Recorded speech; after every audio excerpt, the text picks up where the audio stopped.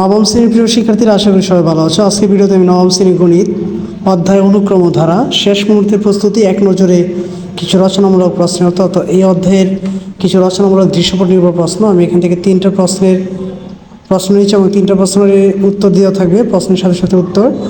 তো প্রথমে আগে এখানে কীভাবে সৃজনশীল প্রশ্নগুলো আসবে এক নজর একটু দেখে নাও।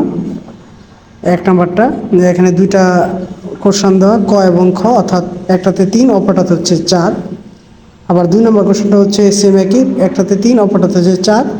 আর 3 নম্বর কোশ্চেন হচ্ছে এভাবে দেওয়া, একটাতে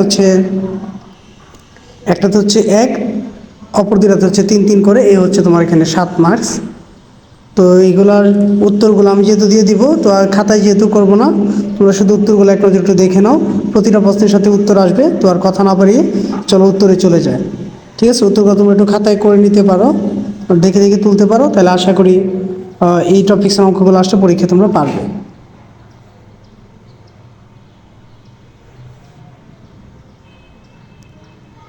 দেখো এখানে এই যে এক নম্বরে যে প্রশ্নটা দেওয়া আছে, এই প্রশ্নে যদি আমরা কাজ করি,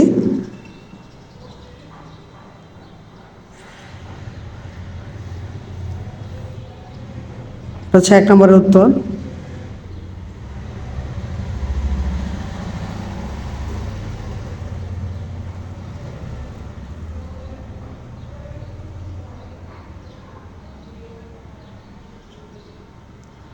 এবার আমরা দেখব হচ্ছে 1-এর খ নম্বরটার উত্তর।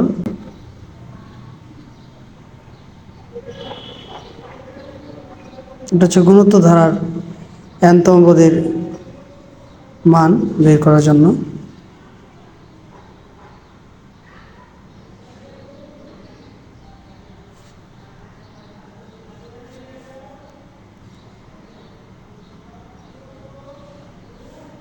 এবার হচ্ছে 2 নম্বর,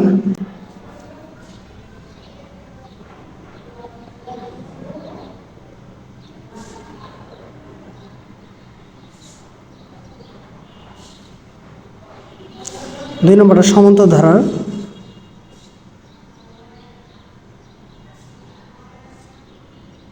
nতম পদের সূত্র ক নম্বরে। আর খ নম্বরে হচ্ছে আমরা যদি করি, খ নম্বর হচ্ছে সমষ্টি সূত্র হচ্ছে n/2 2a + n - 1 * d।